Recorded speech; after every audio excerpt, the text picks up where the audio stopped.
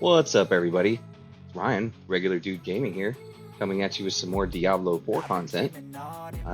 If you'll notice, we kind of changed up how we're doing things a little bit here. In the top left-hand corner, we got a sweet logo up there for some, trying to make it look a little bit more professional for you guys. And there's another change too. Oh, it's me. It's my face. What's up, everybody? Ryan.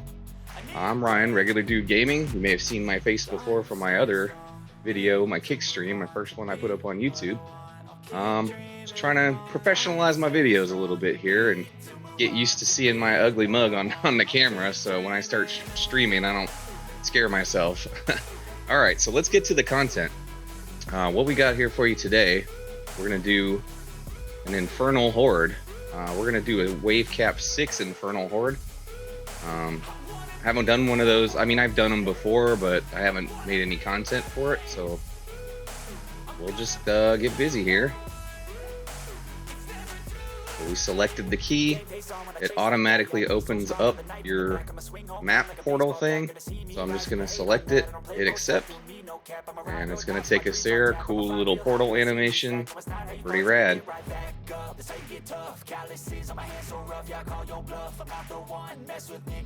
All right, here we go. So basically with these, you just end up fighting the entire time. What'll happen is in the corner, the fort, like just what happened here, these things will pop up, and you're trying to collect aether from these guys. You can see there's a 4 on the screen right there, on the right upper side. That's how many ether I have. So when you use, what you use the ether for is to buy treasures and stuff like that at the end. It'll give you an option between equipment, and then you can turn the rest of your leftover ones in for materials to like masterwork and stuff like that, or you can get a gold chest. But I think you need at least 200 ether to get the equipment chest, so looks like we're on our way. After one round, we're looking at 20. All right, so what's going to happen now is these options will come up here, and what these options do is they modify your gameplay a little bit, and we'll see what they are here. So soul spot, it'll tell you what the options are. So there's usually a negative and a positive effect.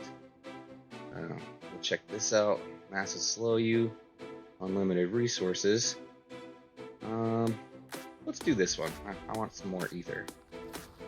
Oh, and when the second round's gonna start, and more enemies will show up, and it's just rinse and repeat.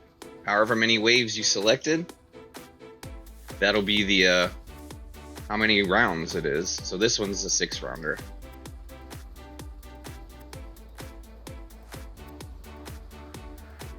This is called the Infernal Hordes, as mentioned previously. It's all right to do sometimes. It's not my favorite game mode because it's even more repetitive than the cuirass runs and things like that. Because it's literally just this times however many rounds you selected. So it's cool for smashing hordes of enemies and stuff like that, but it gets a little repetitive after a while.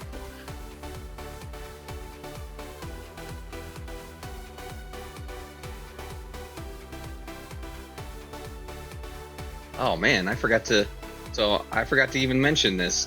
I don't know if you guys have been paying attention from my last video, but if you look down here, I'm level 253 now, and I think my last video was 249. And then also check this out. Look what your boy got, the Ring of Starless Skies.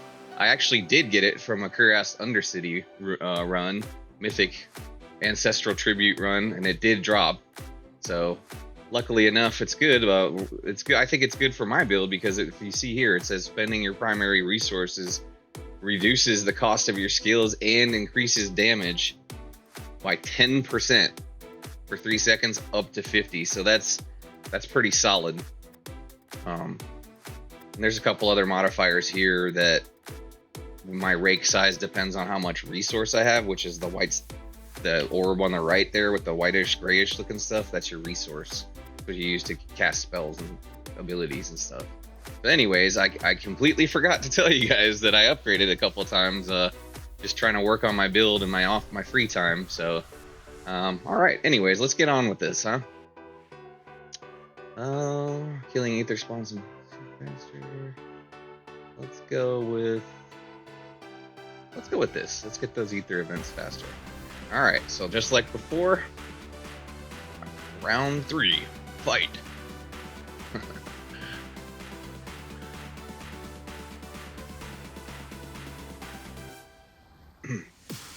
Sometimes you get to, these huge groups of enemies, and that's pretty cool because you smash them and their body parts and stuff like that fly off the screen. You see now there's all these ether events are spawning a lot faster since I selected that modifier. Whoa. Just carnage everywhere.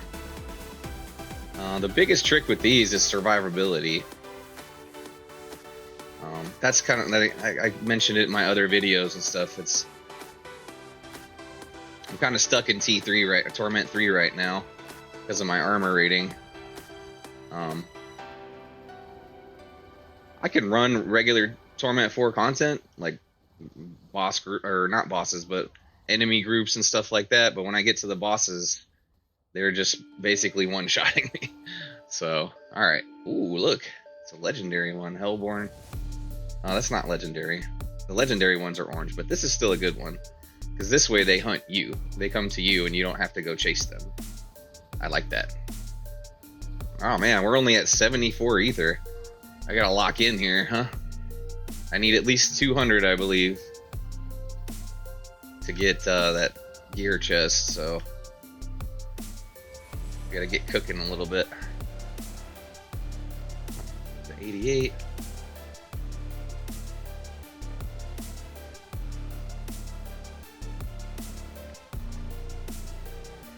I'm looking off to the right of camera because that's where my Diablo monitor is, and if you see me looking this way, that's where my second monitor with OBS is on and at. So I apologize if I'm not directly looking at the camera.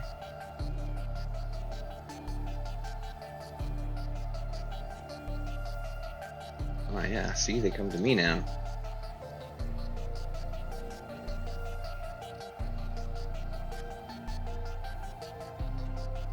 Up to 130 ether, that's pretty good. That was a big round. Pretty much doubled my ether.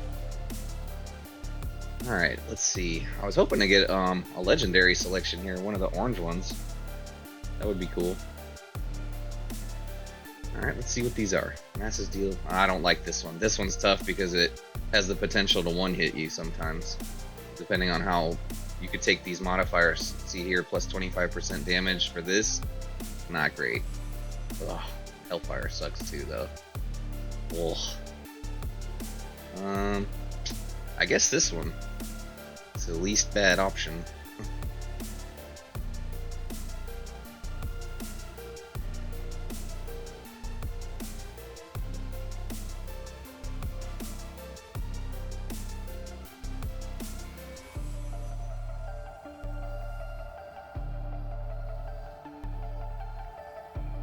Still at 130. Oh, there we go. We just got some there.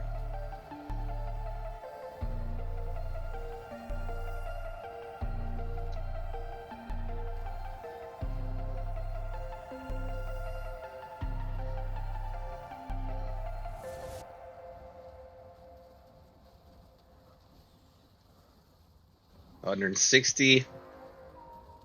Still need more. I gotta focus up on these ether events. 172.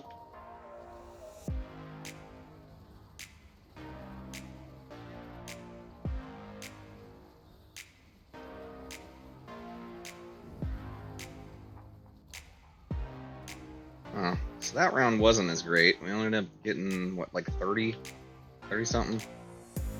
This guy's just hanging out over here. Oh, yeah, what's this? Oh. Whoa. Some gem fragments. Oh, there we go.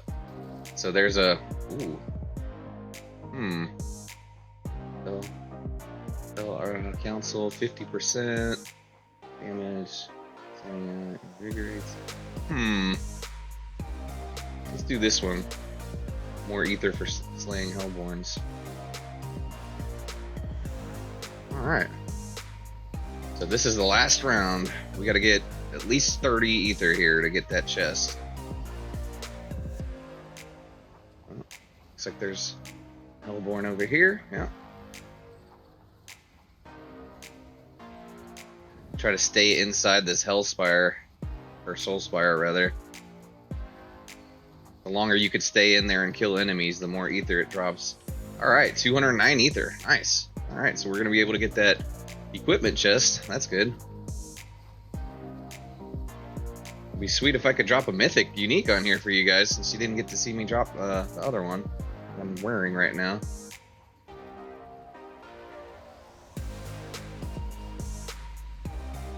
I will say though that this is probably a decent way to collect abductite. I used to call it abductite, but I might still call it abductite. I don't know. We'll see. Because you'd end up getting masterworking materials and all that. You could get gold too, but at this point in the season, gold's not really that useful. I mean, I have 2.6 billion gold, so gold is not very useful anymore. Except for basically masterworking or like crafting potions or runes or something like that. And so this fight's pretty cool. I might actually take some damage here. I don't know. We'll see. These guys are a lot more resilient.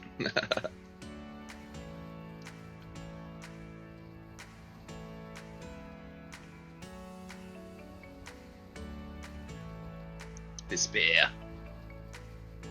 Alright, so now it's just Ismail. Come on, Ismail. Snarls. Ooh. Whoa. Sorry, I got a little spooked there because I saw the ground. Those area effects were wiping me on T4. Alright, let's see what we get. Huh. 1 GA, not terrible. Alright, so here are the options I was talking about earlier in the video, where you have these 3 chests. This is exchange all remaining for abductite and gem, all remaining for gold. And when it says all remaining, it's talking about however much is left over after you buy this. So we're gonna buy this. Let's see, we got an ancestral unique helm. I'm just gonna go ahead and grab all this stuff, and we'll take a detailed look at the loot once we get back to town. Since I don't need gold, I'm gonna take the mining and abductite. So you can get a pretty good amount. And this also helps for gem crafting too. This is one of the most consistent places. I don't know if you can read the chat that's behind my head, but that's not, I have streamer mode on, so that's not anybody's real username.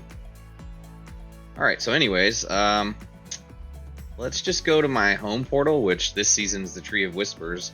Because of all the seasonal content that's based out in there, it's just easier to have that my home portal.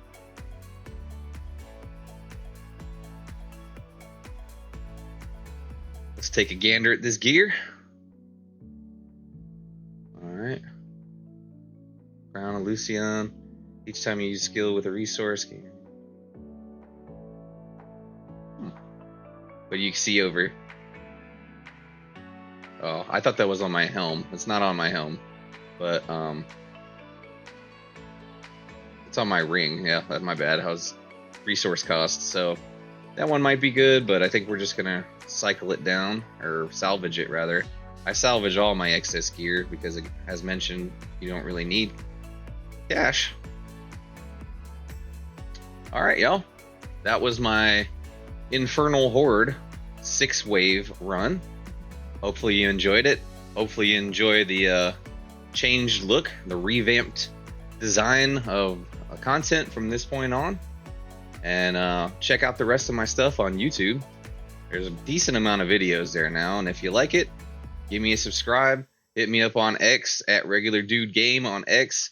Instagram's at regulardudegaming, and I think all the rest of them are at regulardudegaming. Kick, Insta or Twitch, on all that. So check it out. Check them all out. Following's free, y'all. All right. Until next time.